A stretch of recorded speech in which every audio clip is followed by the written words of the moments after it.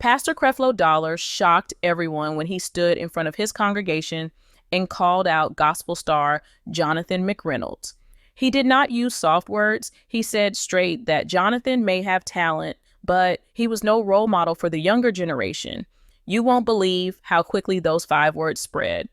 Within minutes, clips from the sermon were all over Twitter, Instagram, and TikTok. People were confused, angry, and divided. Some fans of Jonathan, who had always seen him as a positive and honest voice in gospel music, could not understand why a respected pastor would choose to attack him in public.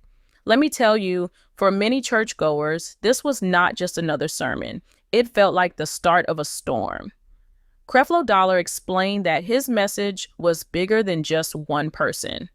He warned about the danger of turning singers, entertainers, and even pastors into idols, saying talent does not always mean spiritual strength.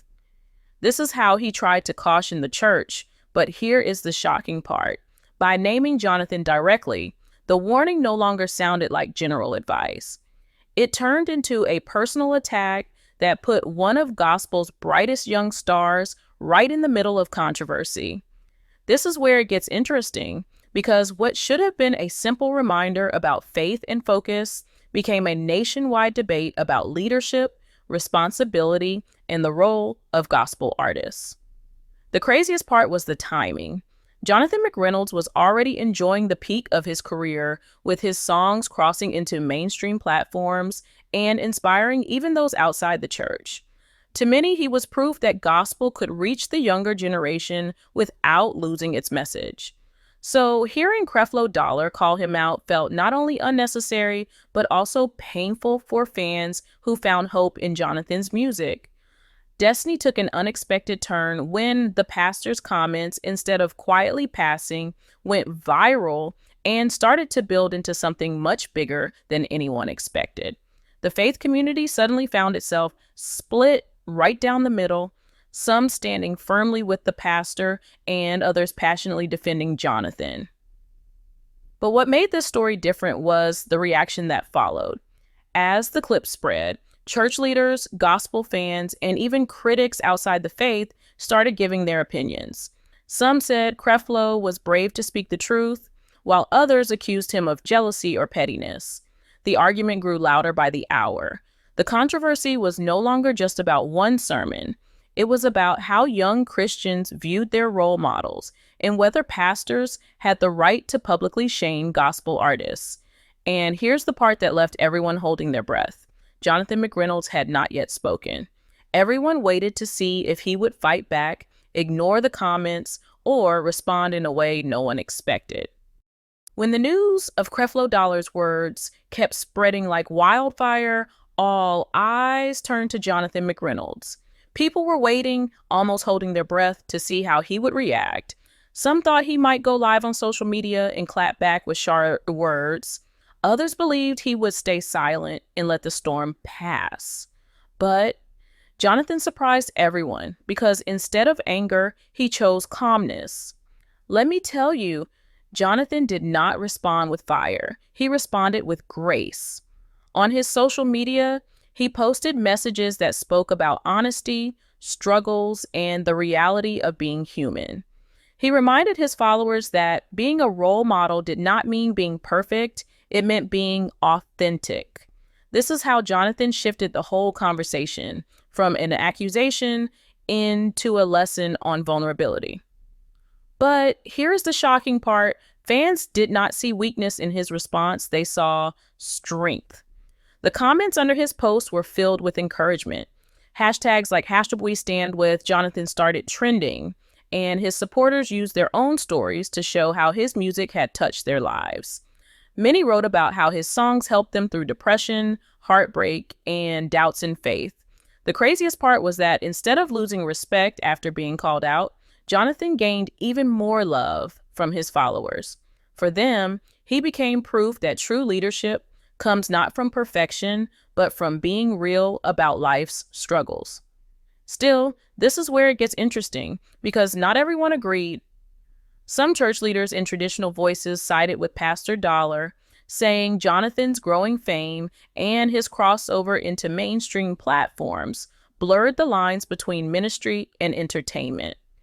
They argued that while being authentic was good, a role model had to be held to higher standards, especially in faith communities. This created a deeper divide, not only between Jonathan and Creflo, but also between generations in the church. Older Christians expected role models to carry flawless reputations, while younger believers valued honesty more than perfection. What made this story different was that Jonathan admitted he was hurt. Insiders revealed that he did not feel pain because of lost fans or bad publicity, but because the criticism came from a senior leader he respected. He reportedly told those close to him that instead of being called out in public, he wished for guidance behind closed doors. This touched many young Christians who often felt judged rather than mentored by older leaders. Destiny took an unexpected turn here because Jonathan's humble and calm approach turned what could have destroyed him into something that lifted him even higher. Instead of being painted as no role model, he began to look more like the very example the younger generation needed. As Jonathan's calm response settled in, the controversy didn't cool down. It only grew hotter.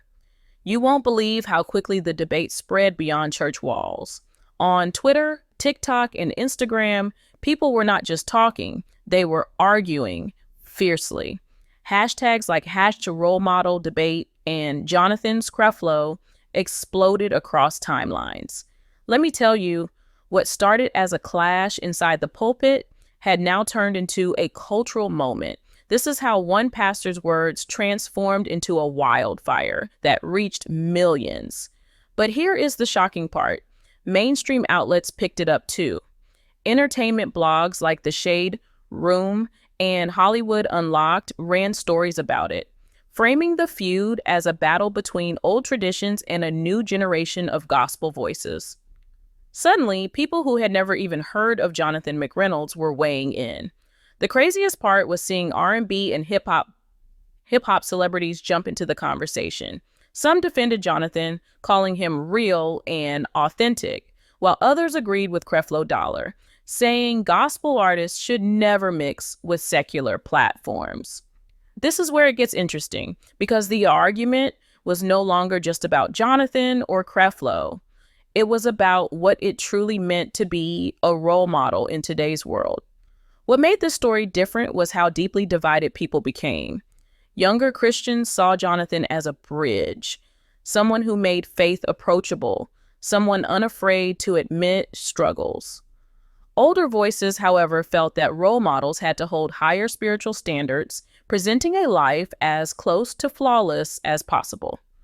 On TikTok, countless young users made videos using Jonathan's songs, sharing testimonies of how his music gave them strength. Meanwhile, podcasts and YouTube panels with pastors and gospel artists debated whether Creflo Dollar was protecting the church or simply pulling down a younger voice who was shining too bright. Destiny took an unexpected turn when the focus shifted from Jonathan himself to the wider church culture. Some pastors admitted privately that while they respected Creflo's conviction, they also feared that attacking Jonathan could push an entire generation further away from traditional church values. For the first time, the question was bigger than two men. It was about whether authenticity mattered more than perfection, and whether the old way of presenting faith could survive in the age of social media transparency. The fire had spread too far to be ignored, and the controversy was no longer a whisper inside gospel circles. It had become a nationwide discussion with no easy answers.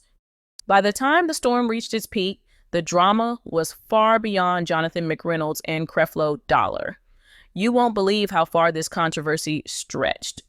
It was no longer just a church issue, it had become a national talking point. Let me tell you, clips of the sermon and Jonathan's calm replies were being played on radio shows, podcasts, and even late-night talk programs. This is how a single sentence, "You're no role model," grew into a debate about fame, faith, and influence in today's culture. But here is the shocking part. Behind the scenes, powerful conversations were happening. Insiders revealed that big names in the gospel world quietly stepped in to cool things down. Meetings were reportedly held at major conferences where pastors and gospel leaders urged both men to stop the public back and forth. For them, the issue wasn't just about image, it was also about money, unity, and the reputation of the entire gospel industry. The craziest part was that while Jonathan's career seemed to benefit from the attention, his streaming numbers went up, concert tickets sold faster.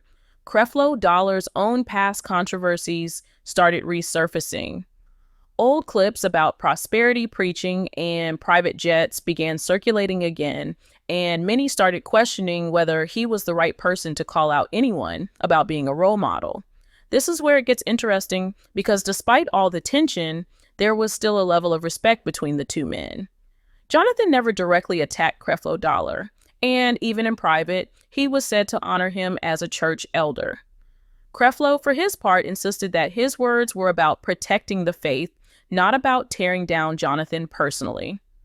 What made this story different was that it revealed something much deeper. It wasn't only about Jonathan or Creflo, but about a whole generation shift happening in the church.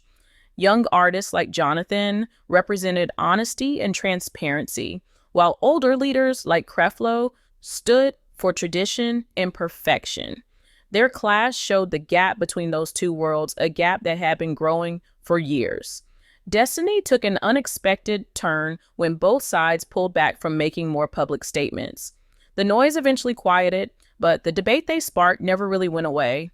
People continued asking, what does it truly mean to be a role model? Is it about appearing flawless or about being brave enough to admit your flaws? Should pastors be the only ones holding the standard, or do gospel artists carry the same weight of responsibility? These questions still echoed long after the feud faded from headlines.